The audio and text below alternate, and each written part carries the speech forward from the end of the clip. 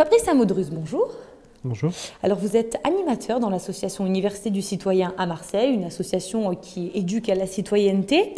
Qu'est-ce que vous constatez? Est-ce que les Marseillais connaissent plutôt bien ou ne connaissent pas bien leur République? Alors, ça fait 20 ans qu'on travaille sur Marseille et sur d'autres territoires et on s'est aperçu, notamment sur les dernières années, qu'il y avait des forts taux d'abstention, notamment aux élections locales, conseillères pour les cantonales, les conseillers régionaux, etc. Et ce taux augmente de plus en plus. Donc vous liez abstention, voilà, et déficit de connaissances. On part du principe que c'est plutôt un manque de compréhension du fonctionnement du système, non, c'est ce sur quoi on veut travailler. On apprend aujourd'hui le fonctionnement démocratique uniquement quand on est au collège et au lycée, mais après, personne ne nous informe en permanence un petit peu des évolutions et comment fonctionne ce système démocratique. Les gens peuvent quand même se renseigner, peuvent aller à l'information. Est-ce que dans cet absentéisme, il n'y a pas aussi un signe de défiance vis-à-vis des politiques ou justement, on pense que la politique ne peut plus rien changer ? Je pense que c'est complexe, donc effectivement il y a sûrement des gens qui ne croient plus en la politique, il y a des gens qui n'ont pas l'information, enfin il y a différentes situations pour l'absentéisme, donc après l'abstention pardon. L'abstention. Donc c'est difficile de dire là comme ça, on n'a pas d'études en la matière. Comment votre association fait pour endiguer ce phénomène de méconnaissance? Vous donnez des cours d'instruction civique? On a proposé cette année, donc depuis quelques mois, de travailler sur un jeu que nous présentons aujourd'hui à l'association IGA qui s'appelle La démocratie, comment ça marche.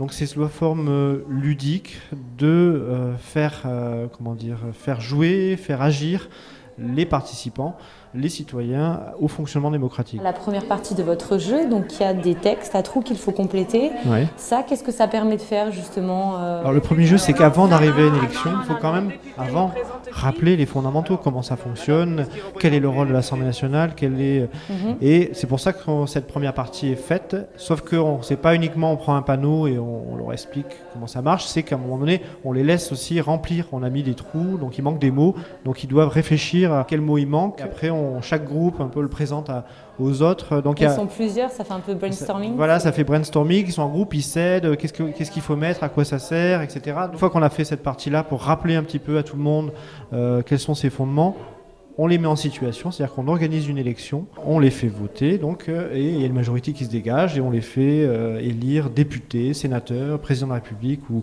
Premier ministre ou ministre. Et après, on leur propose des lois qu'on a un peu choisies de manière empirique, qui doivent argumenter, débattre physiquement face aux députés qui sont entre guillemets de l'opposition. Du coup, nous on part du principe que, au lieu de faire quelque chose d'empirique, un cours théorique, il est beaucoup plus intéressant de faire jouer les gens, de les faire participer pour que ce soit beaucoup plus compréhensible. J'ai participé là au débat, tout ce qu'on a fait là, c'est très intéressant. Ça t'a appris des choses? Plein de choses qu'on avait oubliées du collège d'ailleurs qu'on a appris. Qu'est-ce qui t'a le plus marqué justement dans cette matinée?